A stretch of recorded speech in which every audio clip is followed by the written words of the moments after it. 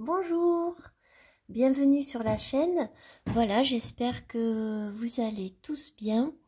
Et aujourd'hui, j'avais envie de vous présenter un tarot qui est le tarot Villeneuve qui vient de se paraître. Et je vais vous dire pourquoi j'ai décidé de le prendre. Parce que quelque part, j'avais vu deux vidéos sur ce jeu et je trouvais déjà au niveau des illustrations une cohérence et une intelligence par rapport à voilà, l'interprétation du tarot. Et j'ai passé tout le week-end en fait à plonger dans le bouquin. Et je trouve que c'est un tarot qui mérite d'être connu, hein. Je pense qu'il est déjà connu, mais bon voilà, en tout cas, il est très intéressant et je vais vous expliquer pourquoi. Donc, l'auteur est François Villeneuve, qui avait déjà fait le tarot Villeneuve, mais il y avait à l'intérieur du coffret que les 22 arcanes majeures. Donc ici, on a un jeu qui est tout illustré, qui a, on va dire, l'avantage d'avoir les arcanes majeures qui ne sont pas numérotés.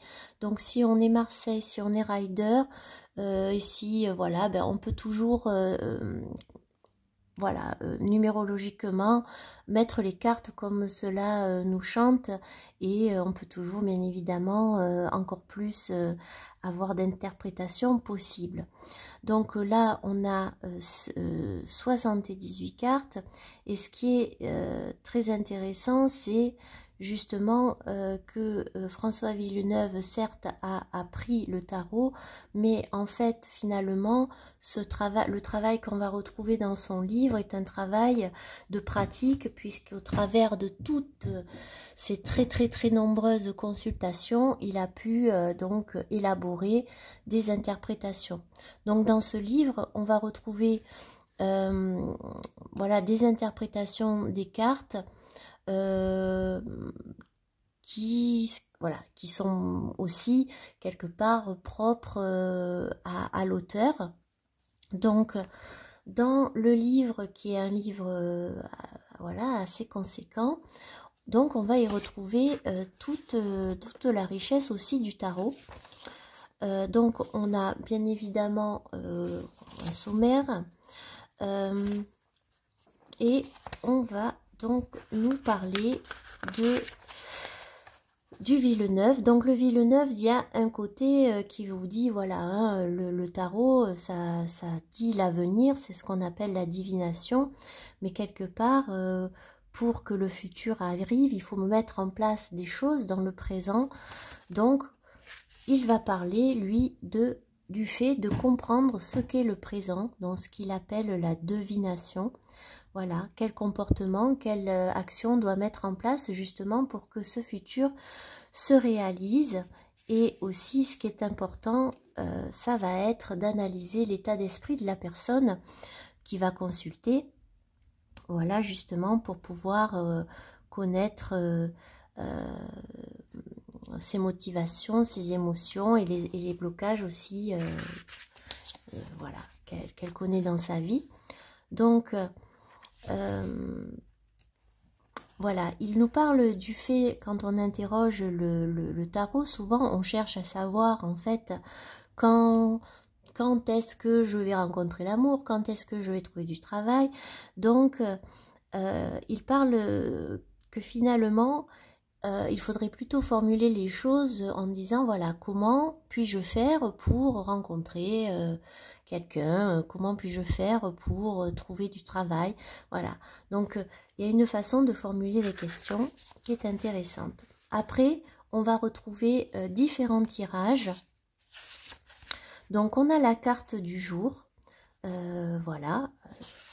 On a le tirage oui et non. Alors en fait, dans lui, il a classé les cartes en 3 catégories, c'est-à-dire les cartes qui sont positives, qui sont neutres et négatives. Donc après, si ça vous, voilà, si c'est quelque chose qui vous parle, bien évidemment, vous pouvez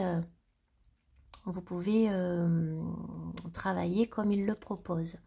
Ensuite, on a un tirage à 3 cartes, assez classique. On retrouve le tirage de le fait d'analyser un état d'esprit, voilà, d'une personne. Le tirage en croix, le tirage en 7 cartes, voilà, pour voir un petit peu les forces du présent, les faiblesses, comment on peut surmonter les choses, et le tirage en roue en 12 cartes. Donc ensuite, on va passer donc aux arcanes majeurs, et pour chaque carte, nous allons retrouver une citation d'un personnage célèbre.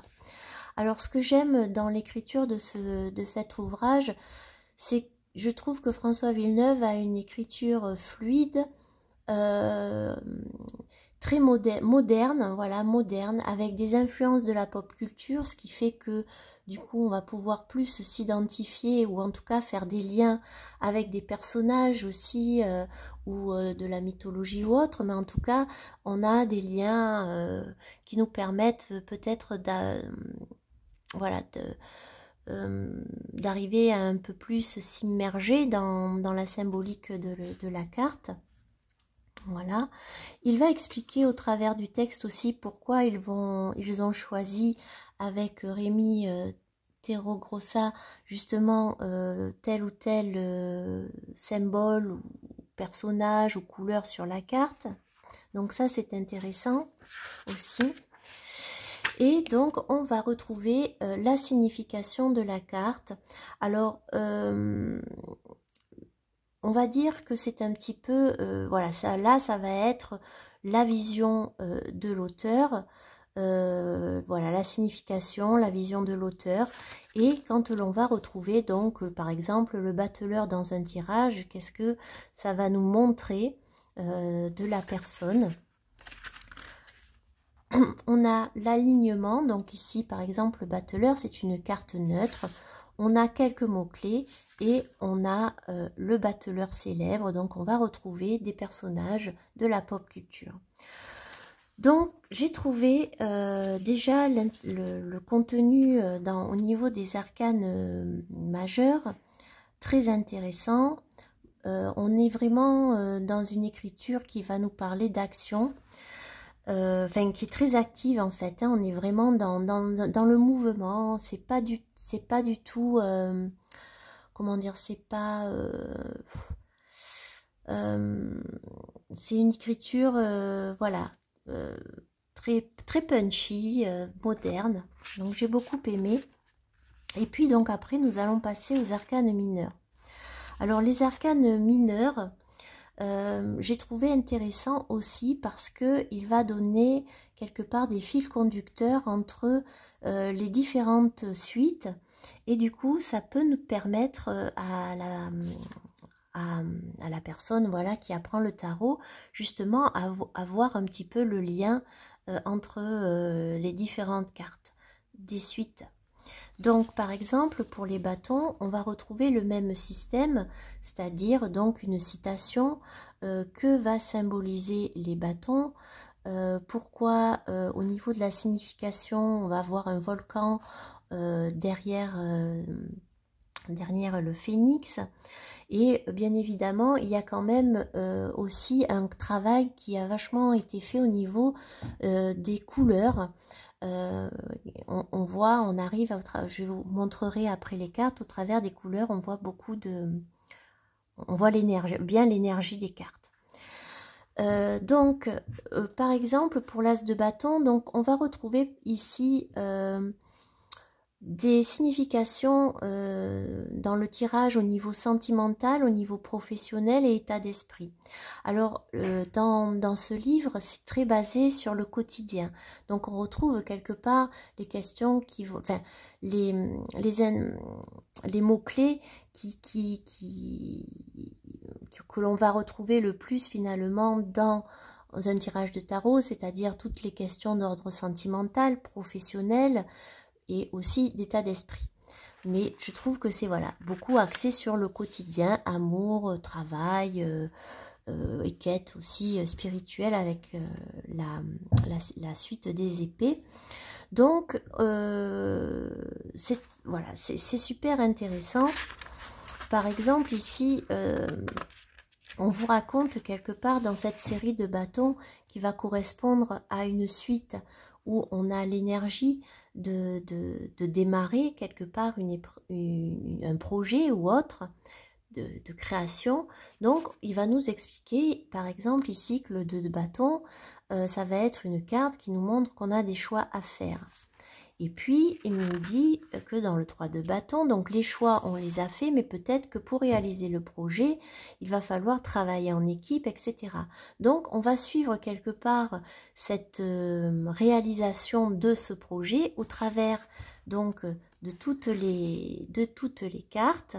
Donc, par exemple, quand on est au 4 de bâton et que l'on voit que ça y est, les choses sont mises en place, qu'on a une structure stable, eh bien, il va se passer qu'on va se retrouver peut-être confronté avec le 5 de bâton à des personnes autour de nous qui pourraient être envieuses, voilà, jalouses, et donc il va falloir se battre voilà, par rapport à certains éléments extérieurs. Donc on a toute cette création de ce projet au travers des 5 de bâton.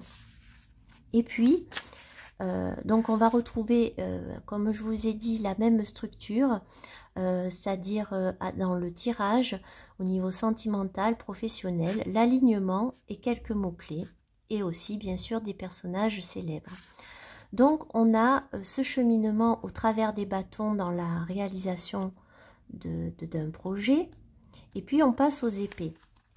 Alors là, quand on arrive aux épées, on va être dans un travail qui est beaucoup plus la recherche de la vérité, en tout cas de sa vérité. Ce qui est très intéressant aussi dans la vision de l'auteur, c'est que par exemple, le 2 d'épée, on est au niveau de la signification, eh bien, un petit peu comme voilà, dans la signification classique du fait d'être obstiné, d'avoir des œillères, etc. J'ai beaucoup aimé l'interprétation du 3 d'épée, qui est très intéressante dans cette notion de ce sacrifice, de cette chose qui arrive et qu'on ne peut que subir, et en tout cas qui nous touche émotionnellement. Voilà, on retrouve le Seigneur des Anneaux au niveau des personnages célèbres. Et donc voilà, là, après quelque part ce choc, on se retrouve avec ce 4 d'épée qui va nous dire, voilà, là, c'est un temps de repos, c'est un temps où tu vas chercher à avoir des idées plus claires sur la situation, etc. Et donc on va suivre cette recherche de vérité au travers donc de cette suite d'épées. Et donc voilà, je trouve que c'est très... Disons que on est dans quelque chose qui finalement va presque être un peu de l'ordre du récit au travers des suites, et ce qui va être plus facile pour intégrer les significations des cartes. Ensuite, donc, on passe aux deniers. Donc là, les deniers, on va être dans l'élaboration d'un édifice ici. Donc, il va prendre en exemple la cathédrale Notre-Dame. Donc, voilà, ça va partir de cette idée de démarrer un projet matériellement. Et donc, on va se retrouver avec ce 2 de denier, justement, où là, on va être dans des choix aussi, des choix à faire matériellement, c'est-à-dire on va se dire par exemple, est-ce que pour construire ma cathédrale, je vais choisir du bois, du marbre, etc. Donc au travers de la suite des deniers, on va suivre cette construction de Notre-Dame de Paris, et voilà, c'est super intéressant. Entre parenthèses, j'ai beaucoup aimé le 2 de denier célèbre, qui, quand il dit, puisque voilà, hein, le 2 de denier, c'est le fait d'hésiter entre plusieurs choses, et il prend l'exemple de n'importe quel chat qui miaule pour entrer, mais qui préfère rester dehors, n'importe quel chat qui miaule pour sortir, mais préfère rester à l'intérieur, votre chat, mon chat. Donc ça m'a fait sourire, ça m'a fait sourire, ça m'a beaucoup plu. Donc on va être au travers des deniers dans ce travail de construction de cette cathédrale. Et j'ai beaucoup aimé. Ensuite va venir donc la série des coupes. Donc là, bien évidemment, avec les coupes, on est dans le côté émotionnel. On est, voilà, hein, on est aussi avec l'as de coupe, hein, dans le départ de quelque chose, d'une relation, etc. Et voilà, j'ai trouvé... je me suis pas lassée de lire ce livre presque tout à la suite, quelque part, parce que, voilà, il a une dynamique qui fait qu'on ne s'ennuie pas. Donc là, on est dans voilà, dans les coupes. Alors après, par exemple, le 3 de coupe, ici, il va y donner une interprétation au niveau amoureux, par exemple, d'une sorte de triangulaire, d'adultère, etc. Il n'y a pas, si vous voulez, la signification du 3 de coupe qui est comme dans le Rider, le côté festif, célébration. Donc après, c'est la vision de l'auteur, adaptée aussi à son expérience par rapport au tirage, voilà, à tous les nombreux tirages qu'il a pu faire, et qui vous donne des pistes et des interprétations par rapport à, voilà, hein, comme je l'ai dit tout à l'heure, à des choses vraiment du quotidien, amour, travail, etc. Donc on arrive aux coupes et aux personnages de cour qui vont être aussi tout à fait bien cerné au niveau de la, voilà, hein, de la personnalité. Et je vais vous montrer que on sent que dans ce tarot, il y avait vraiment eu un travail d'équipe entre l'auteur François Villeneuve et l'illustrateur Rémi Torregrossa, pardon. On voit vraiment qu'il y a eu un échange profond. Voilà, c'est le livre et les cartes, ça forme vraiment un tout. Et donc on va avoir les cavaliers, les reines et les épées. Je vais vous montrer ça au travers des cartes. Donc on a un petit sachet, un petit sac en satin qui arrive aussi.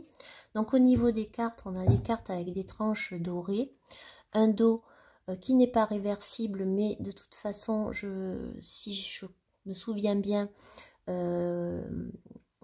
François Villeneuve fait pas de tirage avec des cartes à l'envers, hein, il y a toujours, voilà, il positionne ses cartes. Moi, c'est comme ça aussi que je fais, je fais pas les tirages avec les cartes inversées. Au niveau de la qualité des cartes, elles sont de très bonne qualité. On va y retrouver un petit effet légèrement satiné, donc pas trop glossy, ce que j'apprécie aussi. Et donc je vais vous montrer le travail de l'artiste. Donc moi je les ai classés, si vous voulez, par comme avec le Rider pour vous les montrer.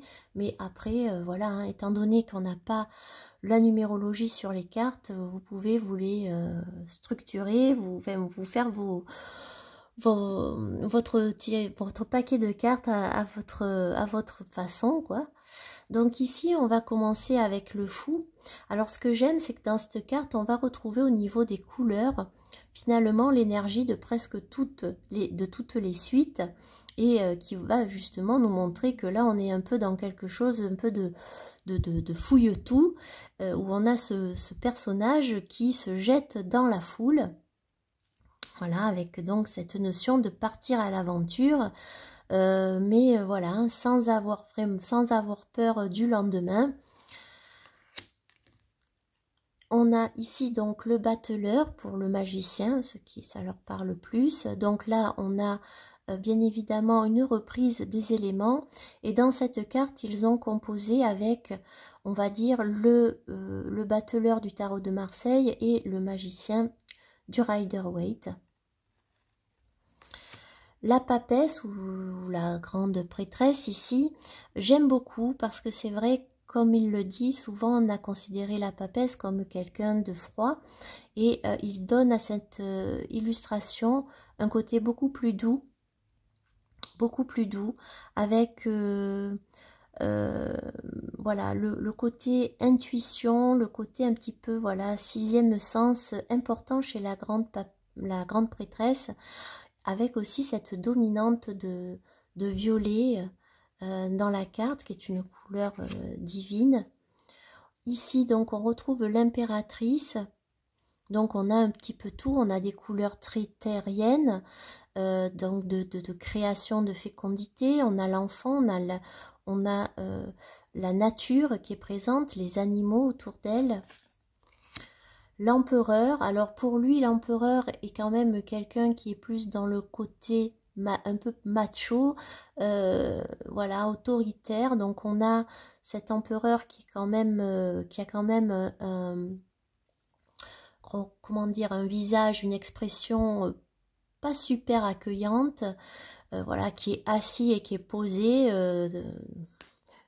avec ce côté un peu macho, je trouve, ça c'est clair. Donc c'est une interprétation de l'empereur, avec ce côté Jules César. Le pape, que j'aime beaucoup, parce que ça, son visage lui enlève, ce visage un peu bienveillant qui lit au travers des livres, lui enlève ce côté peut-être un petit peu froid, voilà, hein, de ce côté savoir. Donc on le voit plus peut-être comme un ami ici que comme une figure imposante, et j'aime beaucoup. Les amoureux, voilà. Donc les amoureux, on est dans une question peut-être aussi de fusion, mais aussi de choix. Le chariot, donc voilà, quelque chose où on a cette réussite, mais cette réussite, est-ce que nous a pas fait oublier certaines choses à côté? La force, qui est une très belle carte, avec cette dominante aussi de violet, cette force intérieure quelque part. Et moi aussi, je ne suis pas fan de la version du Marseille qui a de ce côté un peu féroce entre la femme et le lion. Donc j'aime beaucoup ce reflet, cette force intérieure. L'ermite, que j'aime énormément. Justement, avant d'avoir juste lu les cartes, enfin lu le livre, j'ai essayé de me dire voilà à quoi la carte me fait penser. Et c'est exactement finalement ce qui avait été écrit dans le livre, c'est que cet ermite, soit il peut aller plus profondément dans son introspection, ou alors s'isoler hein, dans le côté moins glorieux, lumineux plutôt, ou il peut sortir du côté de la vie. Donc il y a cette dualité de l'ermite que j'ai beaucoup aimé dans la représentation. La roue de fortune avec la représentation des signes astrologiques, cette notion voilà hein, de destin. La justice. Là, j'aime bien parce que le côté mental de la justice, quelque part, va ressortir puisqu'on va peser un petit peu les choses avec ces couleurs un peu bleutées qui nous rappellent les épées. Et puis, on retrouve l'épée et la balance. La pendue, donc lui, il a une interprétation qui est un peu plus négative de la carte de la pendue ou du pendu, voilà, en disant que c'est un sacrifice que l'on fait... de façon volontaire, hein, comme une mère de famille qui va sacrifier par exemple sa carrière pour s'occuper de ses enfants. En même temps, il dit qu'elle n'est pas si négative que ça, puisque elle peut peut-être être libérée par le personnage que l'on va retrouver au fond. La mort. La maison Dieu, donc là j'ai bien aimé puisque quelque part il y a la destruction de ce temple et donc il prend un temple, je crois bien, de Jérusalem. Donc il nous montre que même au travers de la tour, on n'est pas toujours dans quelque chose qui est négatif puisque c'est un élément extérieur qui vient vous percuter. Alors ça peut être sûrement la fin de quelque chose, mais ça peut être... ça peut marquer l'espoir du début d'autre chose. Donc j'ai bien aimé avec cet œil du destin. La tempérance, avec cette dominante de bleu et de violet qui est douce et qui est paisible. Donc on sent bien la passivité, le côté plus réceptif voilà, de la tempérance. Le diable, qui m'a bien évidemment fait penser à Game of Thrones avec ses personnages derrière. Donc la notion de masque et de manipulation, ce côté-là est présent dans l'interprétation de la carte. Et en même temps, on ne peut pas dire que ce diable n'est pas sexy. Donc voilà. Ensuite, on a donc l'étoile aussi avec cette dominante de bleu et ce calme présent sur l'illustration. La lune avec cet attrape-rêve et justement, voilà, le soleil. Alors lui, il nous dit que le soleil, c'est une carte certes de succès, mais ça peut être un succès qui ne va pas durer. Ça peut être quelque chose qui est très positif sur le moment, à la différence du monde, par exemple. Le jugement et le monde avec Atlas. Et puis on passe à la suite des bâtons. Donc on a pour les bâtons cette couleur rouge orangé, très synonyme de cette énergie créatrice, le fait de démarrer quelque chose, avec ce phénix aussi. Le 2 de bâton qui est très clair puisque l'on voit voilà, les choix que l'on a à faire. Le 3 qui nous montre que le travail se fait, mais que voilà, hein, c'est comme un orchestre. Si on est seul, ce n'est plus un orchestre. Le 4 de bâton, j'aime bien cette représentation, voilà, hein, de la stabilité. Le 5 de bâton, donc là, on est en position de combat. Le 6, avec cette représentation un petit peu de Jasmine qui est libérée de sa condition et qui s'envole. Voilà, donc cette notion de liberté au travers du 6. Le 7, avec la fuite. Le 8 de bâton, j'aime cette carte aussi. Donc on a un côté Alice au pays des merveilles. On a cette notion de se laisser porter vers une aventure. Ce que j'aime au niveau de l'illustration, c'est que moi j'y vois comme une sorte de... un peu la dualité quelque part qu'il va y avoir dans le 8 de bâton, c'est-à-dire qu'on a cette notion de vitesse, de se laisser porter, mais quelque part aussi ces ballons en 2-2, il y en a un qui peut se qui peut crever, donc il y a cette notion là de quelque chose qui a quand même une sorte de fragilité. Il y a une fragilité dans cette carte, mais en tout cas voilà, j'aime beaucoup. Le 9 de bâton et le 10 avec cette construction de temple, hein. On sent bien le poids, la charge que l'on porte. Et ce que j'apprécie dans ce tarot, c'est les arcanes majeurs. Alors pourquoi? Parce que par exemple, quand on va prendre le valet et le cavalier, on va se retrouver avec le même personnage. Donc on voit qu'il y a une évolution, puisqu'au début, le valet de bâton est là, tranquille, avec sa guitare, à nous jouer la sérénade. Et puis au fil de son expérience, il est à cheval. Il va marquer qu'il maîtrise un peu plus les choses, mais qu'il est encore dans ce côté un peu fougueux. D'ailleurs, le cavalier de bâton va marquer plutôt quelqu'un voilà, qui est séducteur, qui est peut-être pas hyper fiable dans une relation, si l'on souhaite une relation de longue durée. Et au niveau des couples, enfin, c'est pas des couples, mais la reine et le roi, on voit qu'ils sont bien assortis au niveau des couleurs. On ressent autant la beauté, le côté séduction de la reine de bâton, et au niveau du roi, on sent ce côté vraiment des bon vivant, débonnaire. Donc j'aime beaucoup parce que c'est vrai qu'il y a certains tarots qui au niveau des arcanes, des personnages de cour, on a du mal à discerner un petit peu l'énergie, et là on a vraiment 4 cartes avec au niveau visuel quelque chose de très voilà, qui nous montre l'évolution, qui nous montre le caractère. Après on passe au denier. Voilà, l'as de denier.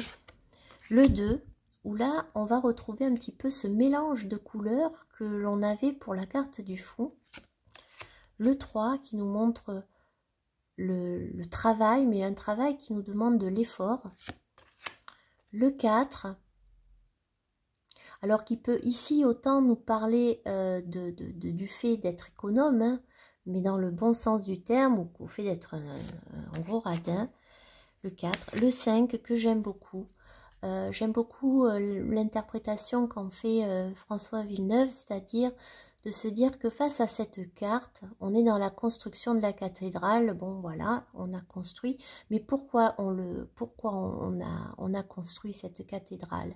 Et là, avec le 5 de denier, on va nous parler de plus de la générosité du cœur que de la générosité matérielle. Et c'est vrai qu'en regardant cette carte, on se pose cette question de se dire qui est la bête. Donc voilà, j'ai trouvé super intéressant ce travail.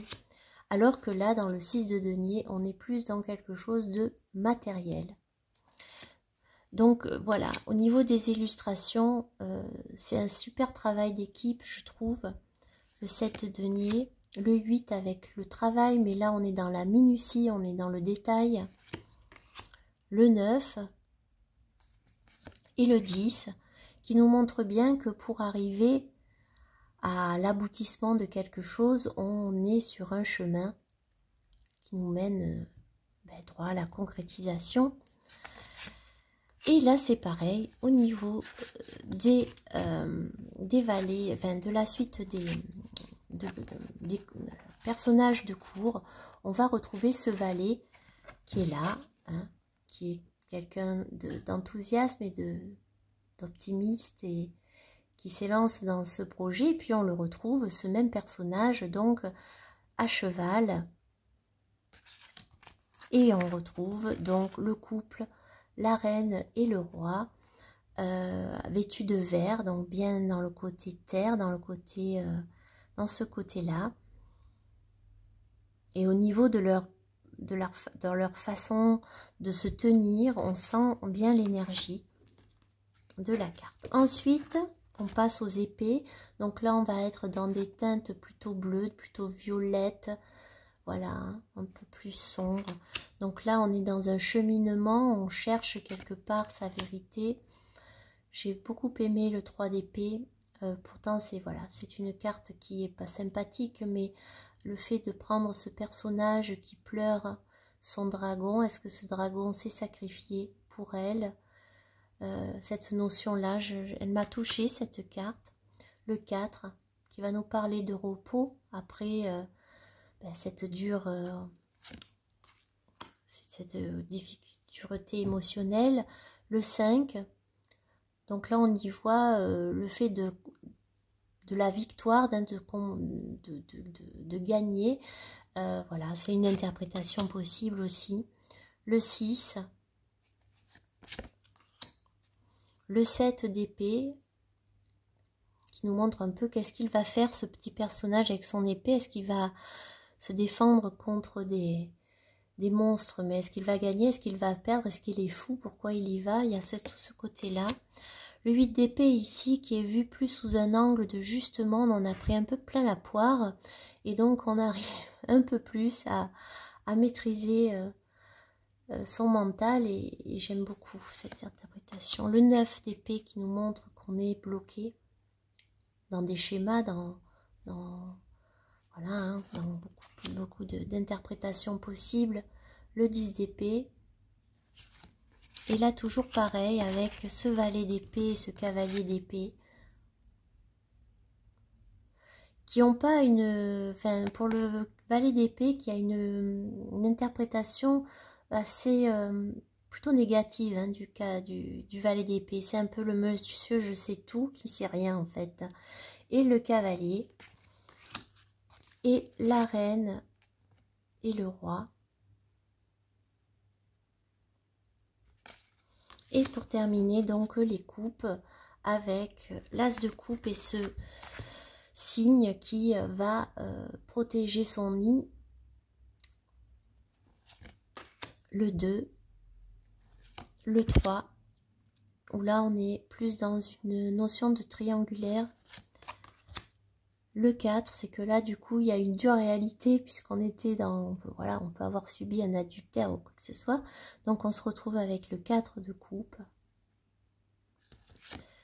Le 5, qui nous pose cette question de sauver sauver ce cheval. Est-ce qu'on va y arriver? Est-ce qu'on va pas y arriver? Est-ce qu'on va se noyer tous les deux? Ou est-ce qu'on va s'en sortir tous les deux, mais c'est plus difficile? Le 6 de coupe.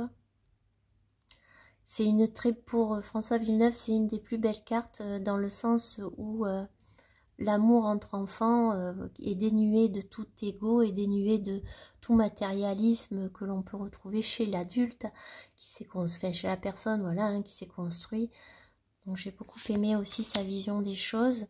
Et celle du 7 de coupe, j'ai beaucoup aimé au niveau de l'illustration, parce qu'il y a cette notion, alors certes on y voit dans le 7 de coupe généralement le côté illusoire, le côté imaginaire, mais là ce 7 de coupe nous montre au niveau de l'illustration qu'il y a cette comment dire, cette joie de revenir à la vie avec ses souvenirs.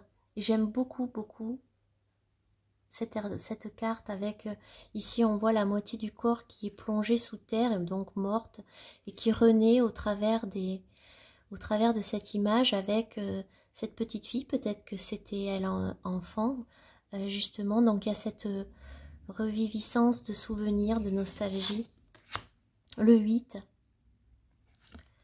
le 9 de coupe, et le 10 de coupe aussi avec cette dualité, c'est-à-dire ce personnage, est-ce qu'elle va faire tomber toutes les coupes ou est-ce qu'elle va rater sa cible? Et là pareil, donc on retrouve le Valier et le Cavalier. On voit que c'est le même personnage qui a vieilli et avec sa harpe et justement qui se trouve, là il arrive, là peut-être il part du château, donc voilà. Avec ses couleurs très douces, très automnales. Et la reine et le roi. Voilà. Avec ces deux personnages, si vous voyez bien, qui ont des yeux tout bleus. Hein, donc avec ce côté voilà, hein, qui va symboliser un petit peu les émotions. Donc pour moi, c'est un tarot qui est très bien abouti. Autant par le livre que par les illustrations, on sent que les deux créateurs finalement ont vraiment travaillé pour réaliser ce jeu. C'est un tarot que je conseille à tous, hein, autant aux gens qui débutent que à ceux qui ont plus d'expérience, parce qu'il permet justement d'approfondir, de se confronter aussi à des interprétations, des possibilités différentes. Et voilà, je peux que le recommander parce que voilà, je trouve que c'est un tarot où on sent vraiment un travail d'équipe, une recherche. Et voilà, je peux que vous le conseiller. J'espère que cette petite vidéo un peu plus, enfin voilà, un peu plus ressentie vous a plu. Et écoutez, je vous dis à bientôt pour une prochaine vidéo. Au revoir et merci.